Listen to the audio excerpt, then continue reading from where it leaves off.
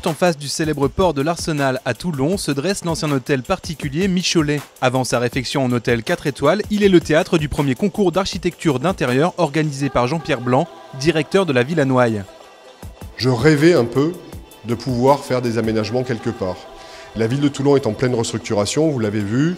Il y a beaucoup d'espaces libres et rénovés ou en cours de rénovation dans le cœur historique de la ville. Quand on m'a fait visiter avec le sénateur-maire de Toulon, Hubert Falco, cet ancien hôtel particulier, je me suis dit que si ce festival devait naître, c'est ici qu'il devrait y passer sa première édition. Donc on m'a donné l'autorisation de le faire. Ensuite, il a fallu monter les financements et voilà, le rêve aujourd'hui est un peu devenu réalité. On a ouvert au public hier soir. C'est enthousiasmant. J'adore cet endroit, il y a une lumière de la Méditerranée partout dans les espaces.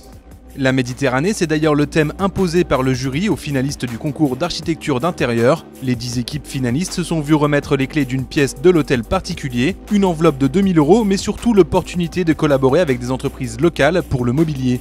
Après la modélisation 3D, ils ont eu 10 jours pour réaliser la pièce dans les conditions du réel. Pour nous, c'est une énorme opportunité parce qu'on est diplômés donc les 3 depuis une semaine et c'est quand même... Pour nous, c'est beaucoup de faire un projet comme ça maintenant qui est aussi concret, parce que c'est un projet qui est réaliste, qui va jusqu'au bout. Et ce qui est aussi très agréable pour nous, c'est d'avoir vraiment réussi maintenant à lier le design industriel qu'Aurélie a étudié et l'architecture d'intérieur que nous avons étudiée. Malgré la thématique imposée, l'éclectisme était au rendez-vous. Cuisine typique provençale, chambre végétale, atrium lumineux, bibliothèque revisitée ou salle à manger sophistiquée. Cette carte blanche laissait place aux souvenirs personnels des jeunes talents comme la salle de bain d'Antoine Grullier et Thomas Defour, qui a reçu le prix du public. Donc en fait, ce projet, on l'a conçu entre Bruxelles et Paris.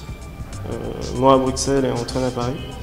Et donc c'était en quelque sorte recréer l'été qu'on a passé sur une petite plage secrète.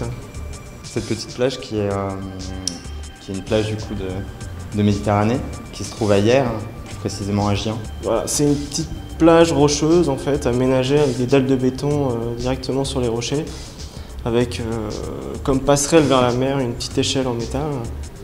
Et c'est cette simplicité et en même temps la beauté de cet endroit qu'on a essayé de reproduire dans un intérieur. Si certains ont choisi de tout créer de A à Z, d'autres ont préféré s'inspirer de l'existant pour redonner vie à la pièce. Il s'agit d'un cabinet qu'on a appelé le cabinet bleu. En fait, l'intention était de faire revivre une pièce propre aux hôtels particuliers. Donc on a commencé à s'inspirer du bâti existant, on a gardé des éléments de décor traditionnels, propres à l'hôtel particulier, et l'enjeu c'était de faire un cabinet contemporain.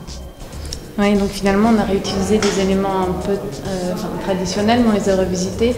Nous, notre idée c'était de reprendre des moulures, de les redessiner, de les allonger, de les détacher du mur pour donner un dessin beaucoup plus contemporain, quelque chose de très graphique. Le Graal est finalement revenu au bureau immergé de Quetzal, un jeune studio formé de Benjamin Lina, Louise Nadjelen et Adrien Gadet. L'utilisation de l'espace avec cette bibliothèque bureau dont la forme rappelle la coque d'un bateau et le dégradé de bleu qui décore toute la pièce ont convaincu les jurés. Présidés par l'architecte designer India Madavi, ils se sont montrés particulièrement généreux en attribuant également un prix spécial à Marine Gargon et 2 mentions à Ricard Pau et au duo Antoine Grullier-Thomas Defour. Cette première design parade de Toulon se termine dans la joie et la bonne humeur, de quoi envisager une deuxième édition dès 2017.